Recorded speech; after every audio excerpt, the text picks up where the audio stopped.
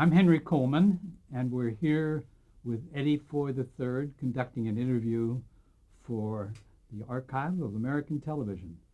And today is October 30th, 2003.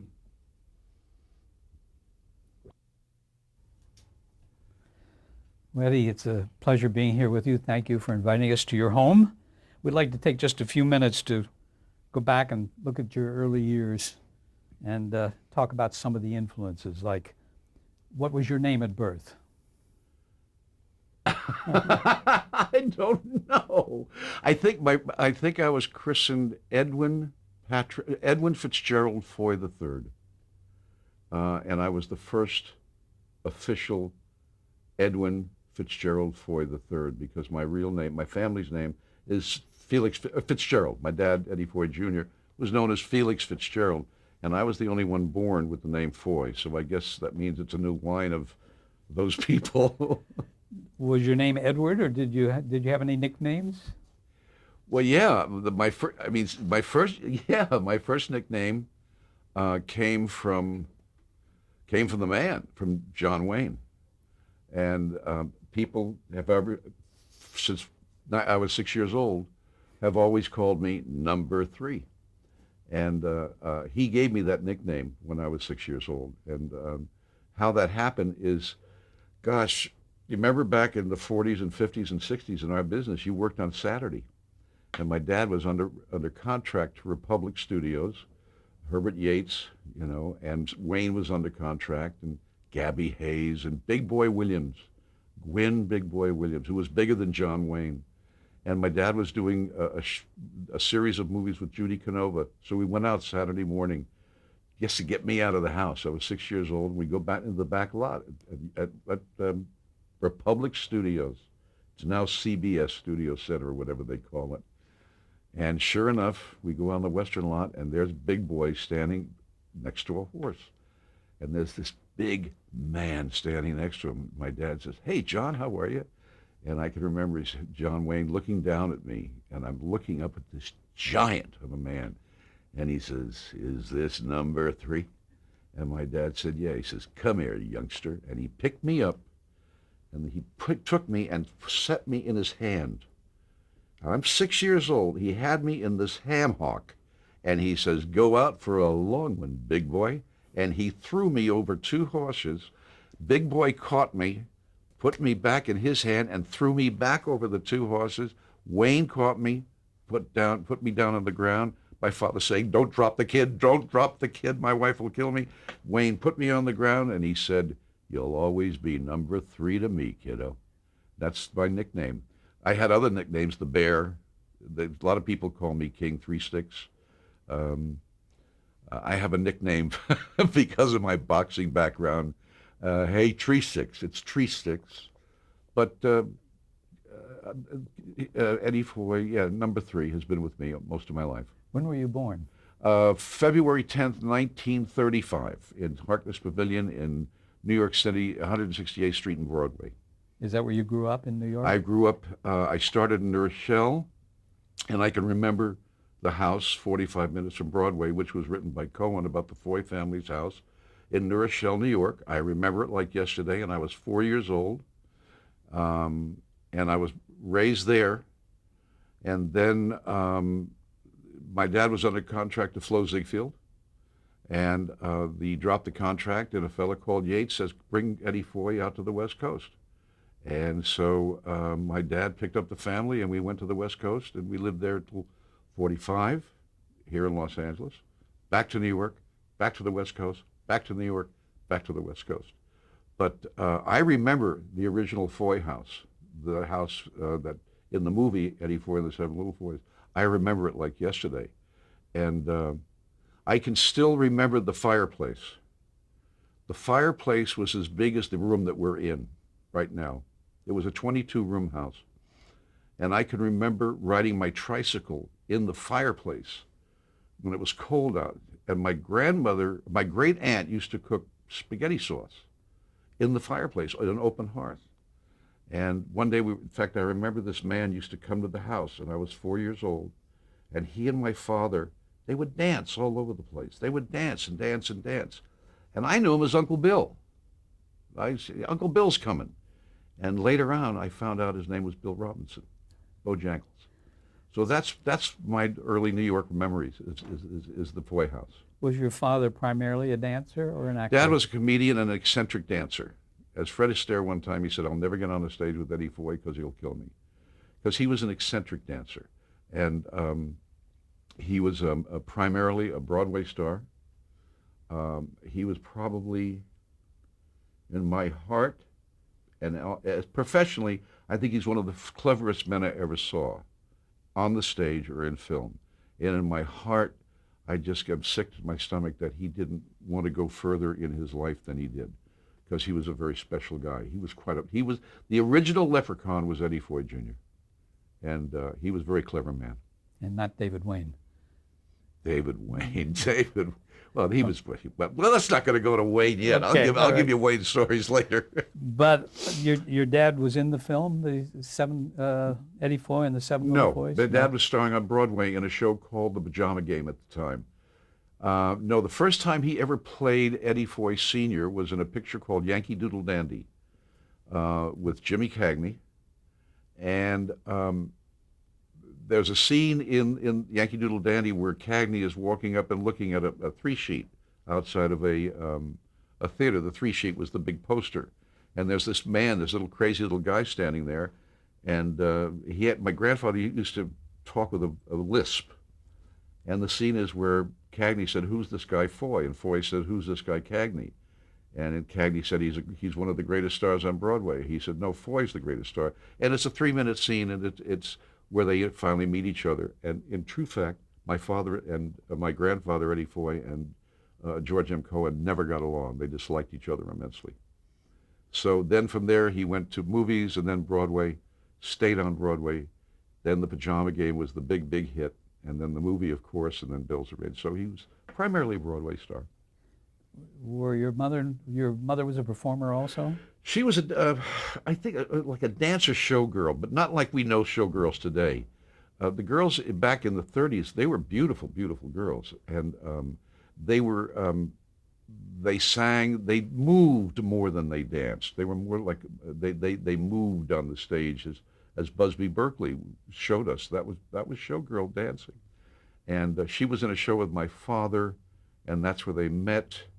And she did one show, and she kept telling her roommate she was going to marry the clown, and her roommate was her best friend, was Lucille Ball.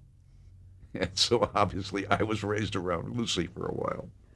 Were your parents still performing when you were? No, Mom, once I was born, my mother never performed again. Mm-hmm. What was her name? What was your mother? Anna Marie McKinney. Father was Peter McKinney, the florist for the mob in New York City. He had a florist shop. And I can even remember as a kid, guys would come in and they'd say, "Hello, how are you? So Harry No-Nose has just had, well, actually there's an ice pick in Harry's throat, and we want the wreath to look very nice, Peter." So that's the other side of my family. What qualities do you think you inherited from your parents? I mean, did you want to dance? Did you want to perform? No. Even though I was an actor, Henry, in all truthfulness, I never wanted to be on the stage. I never wanted to be in show business. It was no interest to me. And even though at 11 years old I stepped on the Broadway stage as a surprise to my father when he was in the Red Mill, I walked across the stage and I lit a lamp, and he literally fainted on the. I mean, we had to pick him up, get the Irishman off the floor. No, I wanted to be the middleweight champion of the world. I did not want to be an actor. But the influences that I had, if you ask me one thing I learned from my dad, it was the word respect. And people have asked me that question before. I have an undying, passionate respect and love affair with show business. Not the business, but the people in the business. And somebody once said, Jerry Franks, the casting director, said, in all my years in show business, Eddie Foy is the most actor-friendly casting director I've ever seen. And I said, why? I like actors. But respect is the one thing that I would say my dad taught me. respect your actor, respect your, and then I learned family. I learned, he taught me family and the respect of family. And then he taught me to be able to laugh at myself. I laughed from the time I was 6 years old to the day he died. And I will tell this a little aside. This may sound strange for this kind of an interview. I don't know that the Academy is interested in this, but I'm going to say it anyway.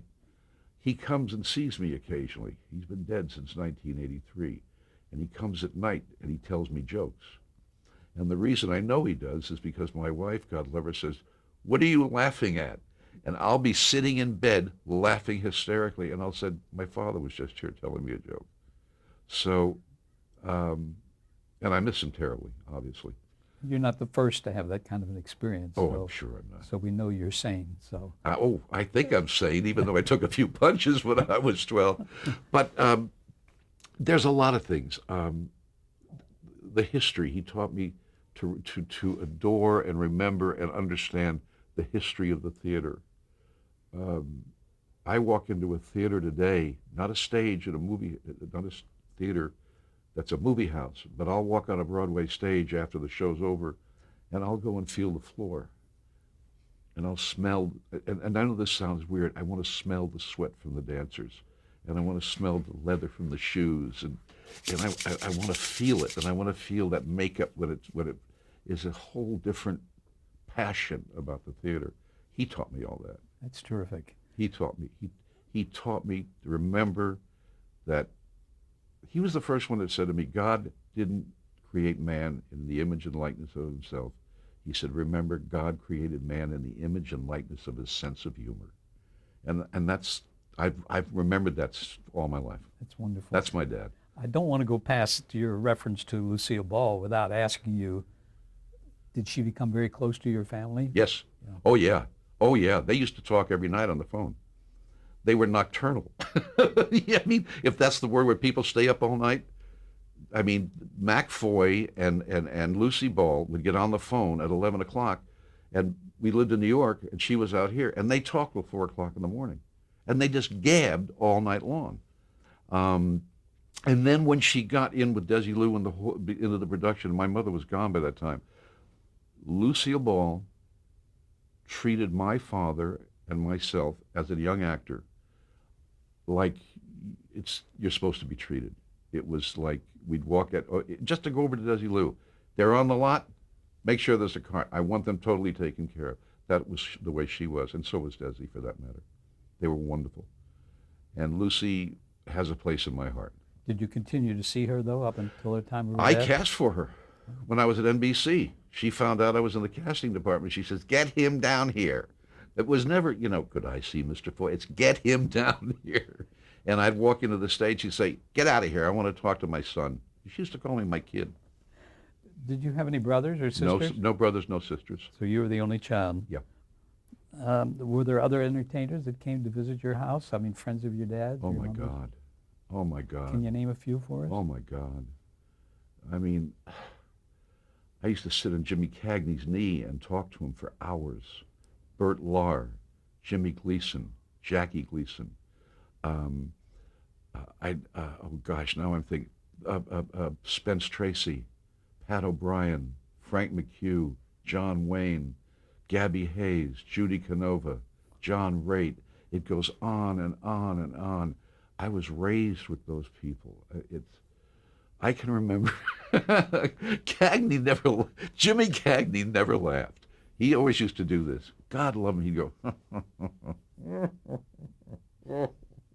I'd say, Uncle Jim, what are you laughing at? He says, I'm laughing at your father. He's a funny son of a bitch, and he doesn't know it.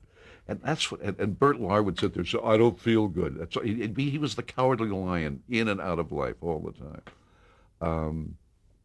I was raised around these people, and I can remember them like yesterday.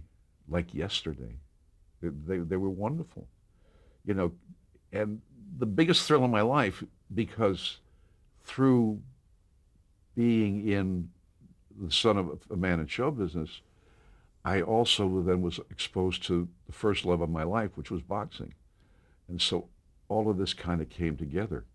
I mean, you're looking at a young man at 11 years old, sat at a dais with Gene Tunney on one side and Jack Dempsey on the other. We're going to get to that in a couple of And minutes. and I was sitting there, the guest of Mayor Jimmy Walker. And I was sitting there and I'm saying, who is this guy, Dad? Who is he? He said, it's Jimmy Walker, the mayor of New York. He's so little. Things. So that's what I was raised with, yes. So you had a lot of influence. Tell us about some of your other influences, like the radio. Did you listen to that? Jack Benny. Jack Benny. I never missed Jack Benny. Jack Benny. Fred Allen. You want to talk about funny? Fred Allen, Jack Benny, Portland Hoffer, Senator Ford, all of these guys. I was raised around them.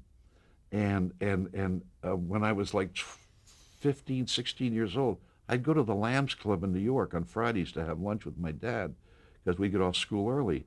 And I'd sit there, and here's who'd be at the table: Senator Ford, Bobby Clark, Alfred Drake, Lee Dixon, one of the greatest dancers in the world, Oklahoma. I would around these guys, and I'd sit, and yeah, I remember them like yesterday. Did you go to any of the radio shows? Never, Uh-huh. never, because we were in school. Like, who were your favorite stars? I mean, of all those people, anyone in particular? That Oh you- yeah. The sun rose and set on Wayne. It rose and set on John Wayne. We never had anything like him, and we'll never have anything. Never again will we have anything like him. I was madly in love with Katharine Hepburn. We never had anything like her before, and we'll never have anything like her again. We'll never have Spencer Tracy again. And the man who I never met, who I had opportunities to meet, was George Scott. I mean, I admired him from afar. I adored Burt Lahr. I absolutely loved Burt Lahr. And Jimmy Cagney he was so special in my heart. Al Jolson, he was different, but he was there, and he was nice, and I liked him. He was a nice man. But then through all of that, we'd be sitting at the table, and in would come Groucho Marx. And he'd sit down, and I'd be sitting there, and this is what would happen. I swear to God. Hey, Grouch, how are you? I'd get slapped in the face. What'd you do that for? I don't like you. Bing, he'd hit me again. My father said, don't hit the kid. He'd lean over and he'd slap my dad, That was Groucho. And he always had a little hat on. Always had a little hat. Did you go to the movies very much? All the time. All the time. Who were your favorite stars? John Wayne. Still. John Wayne. I love John Wayne. I love Gene Kelly. I love Sid Charisse. I was in love with Sid Charisse. People say Foy's got stories. I'm in the Friars Club one day. I've never met Sid Charisse. And, that's the greatest set of dancing legs in the history of show business. And sitting there with Sid Charisse with Tony Martin, and Milton says, you want to meet Sid Charisse, don't you, Milton Berle? I said, yeah. So Tony says, Foy, come here. I said, Tony, how are you, sir? It's nice to see you. I always call people sir. That was my father. He said, I'd like you to meet my wife. Henry, this is exactly what I did. I said, Miss Charisse, may I do something with you? She said, yes. I said, Stillman's, dear old Stillman's, where all the boxers... She says, how the heck do you know that? She got up and sang the song with me. It's Always Fair Weather, from a show that she did about boxers. That's how I met Sid Charisse. I was mad for an actor who was a friend, mad for him. The most underrated actor, I think, in our business was Steve McQueen. Oh, there was nothing like him. And then I worked with the King, Clark Gable, who later on in the interview, you get me to tell you the story about Robert Wise saying, Eddie Foy knows Clark. He can handle him. Okay. I guess one of your hobbies growing up was boxing. Did you have any other hobbies? None whatsoever. How did you get the interest in boxing? I was a frumpy, fat, kind of unacceptable human being to myself at 10 years old. I didn't like me. I couldn't do anything. I couldn't throw a baseball. I could do nothing. And one day, and this is exactly how it happened. One day I'm in New York City. This was November of 1945. I go by a newsstand, and I looked at a magazine called Ring Magazine. And to this day, I still have them, and I bought it. I paid, I think, 15 cents for it. And I started to read it. And I was fascinated. I swear to God, I was fascinated by this. Nothing other than still pictures of this. And I thought to myself, what does this mean? And so I started to read it. And then my dad got this thing called television. It was a little round screen with a big. And Friday night I saw a guy called Pete Mead box. And I said, what is this? And the next thing I knew, I said, my dad was a big hit on Broadway. And in those days, and you know what I'm talking about, they had chauffeured cars. And I was in a uniform in a military school called Loyola School. And I said to the chauffeur, I said, do you know where Stillman's gym is? He said, why? I said, I want to meet a fellow called Billy Graham. Because I had gone to the fights for the first time in my life the night before, and I saw Billy Graham. And I said, I want to meet Billy Graham. He says, come on, let's go over to the gym. And I went to the gym. I swear to God, I had a uniform. I was 11 years old. I was fat. I was chunky. And I look up the stairs, and there is Billy Graham. And he's walking with another guy, and I walked up, and I had my autograph book, and I said, Mr. Graham, can I have your autograph? And he's looking at this fat kid with this uniform on, with a chauffeur behind him. He says, you don't want my autograph. You want the middleweight champion's autograph, Rocky Graziano. I swear to God, I said, I know who he is. I want your autograph. And from that day on, he became my best friend, my teacher, my mentor, my second father. And where, only in America, do you do the eulogy to your best friend? I met him at 46, and I buried him 8 years ago. That's my influence on boxing. And from that day on, I lived boxing. I'd get in the gym. I would box anybody. I boxed with middleweights, heavyweights, light. And I was 12 years old, and my father was told, you better get down and watch him. He's good. And they said, why? And he said, because he's full of hate, and he wants to hurt people. And I was one of those kids that when I put the gloves on me, I felt total safety, because now I could protect myself. And from that day on, I turned my life around. I became a top baseball player, football player, basketball player. My whole life changed because of boxing. And when my family found out that I was literally entertaining at 14, 15 years old, I wanted to turn pro at 16, which was unheard of. And they almost killed me. And I fulfilled my dream in 1957. I became the youngest manager and trainer in the world. And I was managing the featherweight champion of the world by the time I was 23, 24 years old.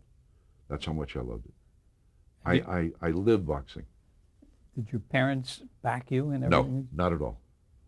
Not at all. My father was crushed when he found out I didn't want to be an actor. Though I was acting at the time. I was doing things like Martin Caine and all of those live shows out in New York. I was a pretty good little actor, they said. I thought I was rotten, but they said I was good. Did you act in school at all when you Every were? play there was, I did it. I played the lead. Did you know that you wanted to be an actor at that point? I Or wanted to be a fighter. a fighter? What high school did you go to? I started at Riverdale in New York, which I to this day consider one of the great high schools in the country. I then came here after my mother passed away, and I went to Notre Dame High School in Sherman Oaks, California, and I graduated high school there. And then I went to Columbia University in 1954 until 56, and that's when I got my first real big job in the theater because of a fellow called Bobby Fosse, and I worked for Fosse, and it was a joy. What did you study at Columbia? Well, if I couldn't be a fighter, the next best thing was being a doctor. You went to med school? I wanted to go to med school. Oh. So I started, but I was more interested in psychology and psychiatry. But then I was still in theater. I was also in the theater and dancing and singing and making a total fool of myself. And my first agent came to me when in 1955 and said, I want to sign you. I said, I don't want to sign with anybody. I don't want to be an actor. I want to be a fighter. He said, but maybe and that was it. I want to just jump back quickly to when you first saw TV. Was it something that you had a feeling for, something that you thought would continue on, or was it just Oh a... my God. Oh my God. I never saw anything like this. And I even had an Aunt Madeline who didn't buy a color television set for until 20 years after it came out because she said it would never stay. No, I was fascinated. And actually, we had a round television set, and then we had a television set where you lifted the top up, and it was a reflected scene. And we only had television back in the 40s. Wednesday for 4 hours, Thursday for 4 hours, Friday for 4 hours, Saturday for 6, and Sunday for 6 hours. That's all the television was on. Then it was just a screen. But television, oh my, I saw fights. I saw wrestling. I saw all the boxing matches coming from St. Nicholas Arena and coming from Los Angeles. And we used to get these kinescopes, they called them, see the fights. And then when I saw myself on television, I was flabbergasted. Flabbergasted. Because I worked in a show, Martin Caine.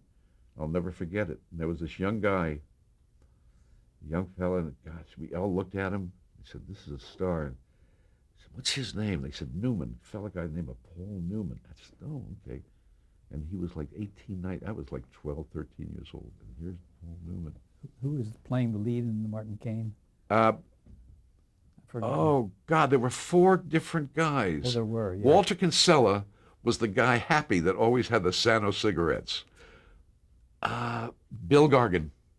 Right, thank you, yes. Bill Gargan. And he was a character. Oh, he was wonderful. Yeah. Let's get to your present profession of casting, because we're going to, here and there in this interview, we're going to Oh, I'll go all over the place with you. get some ideas, How did you pursue your career as an actor? And we'll get into casting in a minute. Did you have an agent? Oh, yeah. Had the same agent from the day I started acting to the day I quit. Same man represented me. I started seriously acting in 1955 at Columbia. I started to realize that I couldn't do much anything else, except I knew pretty much that the theater was going to probably be my life. And there was a lot of live TV in New York at that A time. lot of live TV, and we all did it. We all did it. I mean, we were always, the kids at Columbia were always working. And I remember one day I went down to the theater. I always used to come get my father because my mother was dead and my dad was alone, and I never wanted to leave my father alone. We were like brothers. And one day he was warming up. This was in October of 1955. And he's warming up backstage. Pop always warmed up before he went out on the stage. He always says, "Stretch these muscles in here. It's the ones up by your ass that you got to stretch. You got to stretch those muscles." I'm sorry to interrupt you. We're just going to change the tape here.